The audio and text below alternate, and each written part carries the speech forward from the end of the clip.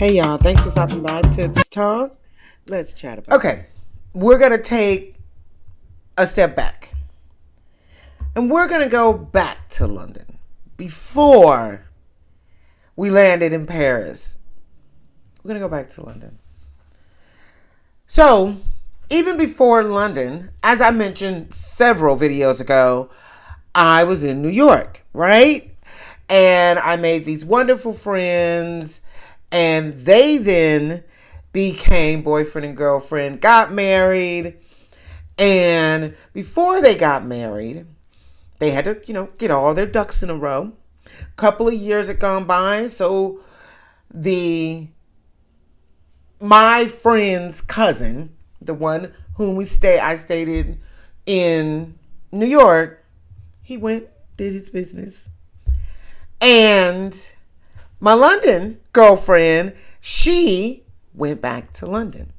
And she said, Talva, if you ever want to come. So I fully took her up on that. But by that time, her and my New York friend had started a flourishing relationship. And she wanted to pay it forward. And so she said, Tawa, I have this lovely guy for you to meet. It'll be so wonderful. Everything will be great. We started emailing before I even got to London. So we're emailing, hey, how you doing? Getting to know each other. And that was that. And so maybe a couple of days after I arrived in London, in 2000, to be clear,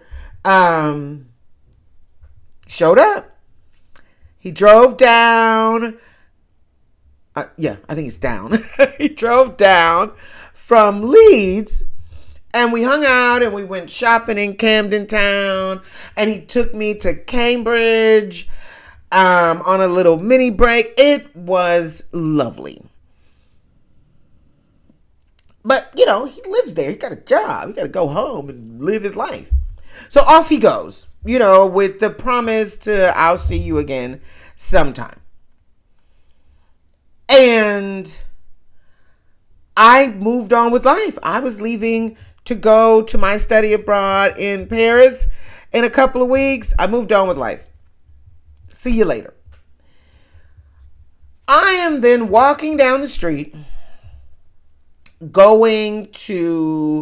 either going from or going to Sainsbury, which is their grocery store. Just going to get some snacks or whatever. Walking down the street. Now remember, I'm in a foreign land, but I'm still who I am. So I'm coming across the street, and this little truck, which I eventually learned was their post office van, but whatever.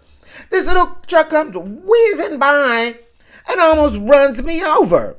So I give him the 2-4, like, you need to watch what you're doing. Like, for real. Bruh, bust you. So now we got a problem. Because how much of a fool we about to act in these people country? Because you ain't at home.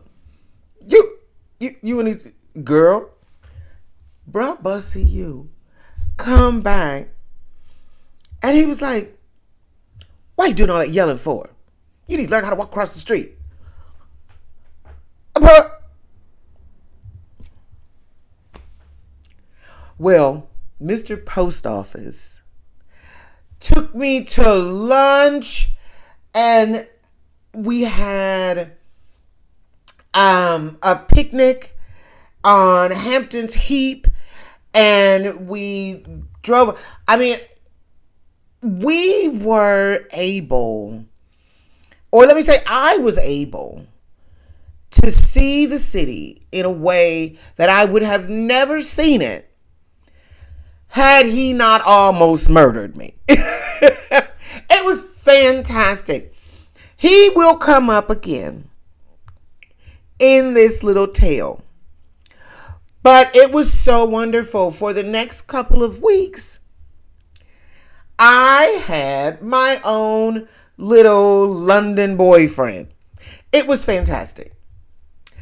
And I was respectful, and he was respectful, and we were at least logical enough to realize this is temporary. So let's enjoy it. And so when he wasn't working, because he had a proper job, he at home, we went all manner of places.